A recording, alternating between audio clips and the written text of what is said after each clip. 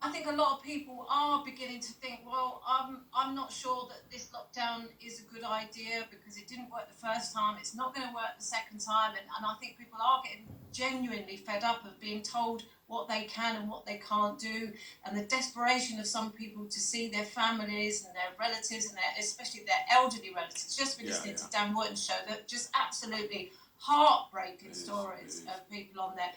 And it really is disturbing. But now it's like, oh, the vaccine, it's put everybody back. And people are like, well, I might as well just stay in, do as we're told, keep staying in, keep abiding by the rules. And then once the vaccine comes out and the cases won't go up, and then we'll all be safe. Yeah. And it's not doing anybody any favours. People, I don't know how they're going to get out of this. And it's almost like they don't want to. They keep trying to think of things to keep it going. There's other vaccines are about to come out, aren't they? AstraZeneca, and that's the one with the big deal, the 200 million. But they bought them all. They bought it all already. They bought the doses. Now, what if they don't turn out to be usable, or people do react? What are they going to do? Is that just they've got to have their receipt? They need their receipt for that.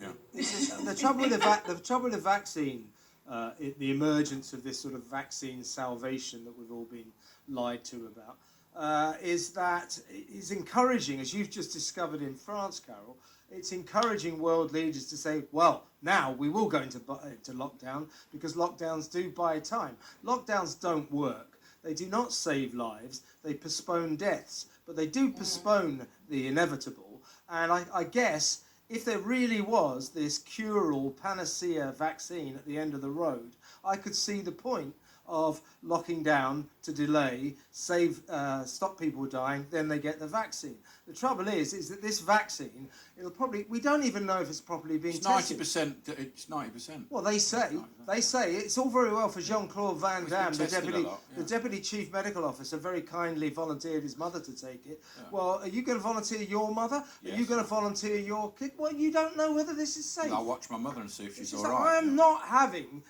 two-bit officials from the government telling me this serum is totally safe. I mean, it's like the mad cow disease when you fed her daughter with the burger. Do you remember that? Yeah, show me the damned evidence. But Kev, why isn't anybody asking the question as well? Why do you need a vaccine, a concoction of chemicals which has been tested but not tested enough, not like they normally do with vaccines that they roll out to people? Why do you need one that's got a 90% efficacy for something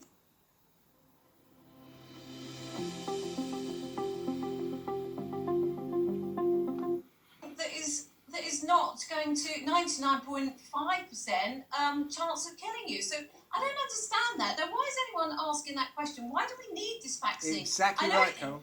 Yeah, for people's mental health, I suppose, to try and keep them going. Well, there is that as well, isn't there? Something to look forward to. It's like a placebo in a way. Yeah, that is true. But it's a lie, Ash. It's all a giant lie. Well, yeah, I mean, I've got a mate who was in intensive care, and he was only 40 last week, and so it's quite serious. But there are cases, but look at the number of people that are in this country, 66 million people. But I know someone, it must be multiplied across the whole country.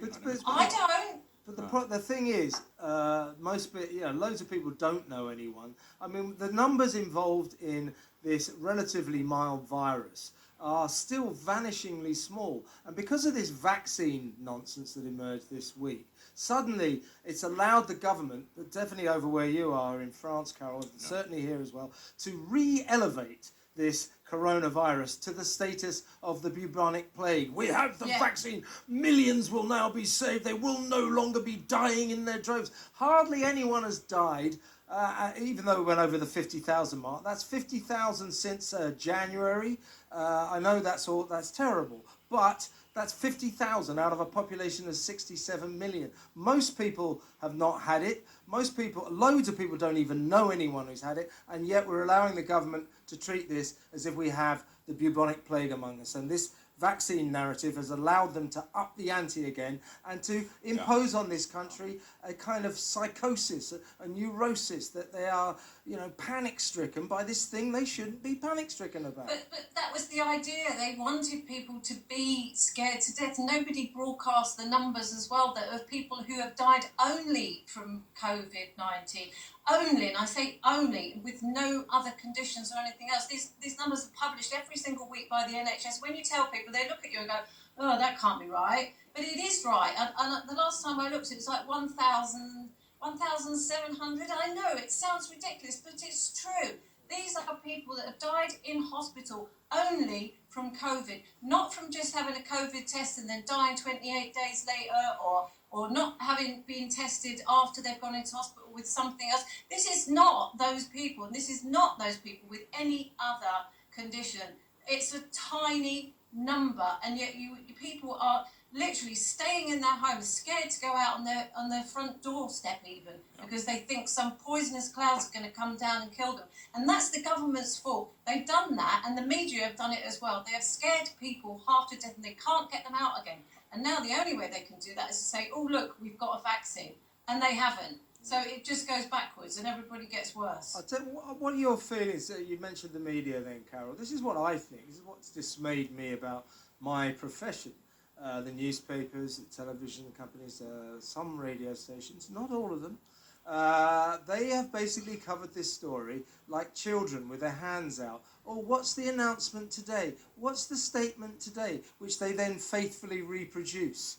They just sort of churn it out, recycle exactly what the government's saying. They never investigate the veracity of what the government's saying. As you say, Carol, the real problem here we've got, and the vaccine story only made it worse, is a complete misrepresentation of just how terrible coronavirus is. Yeah, and there's a hell of a lot of facts and figures and numbers and graphs out there from other scientists, from a large majority of people, and they're constantly being presented in a very respectful way on social media and to the government and by way of petitions and everything else. But the government is not interested. It is playing deaf, dumb and blind. It keeps going with its own science, with science.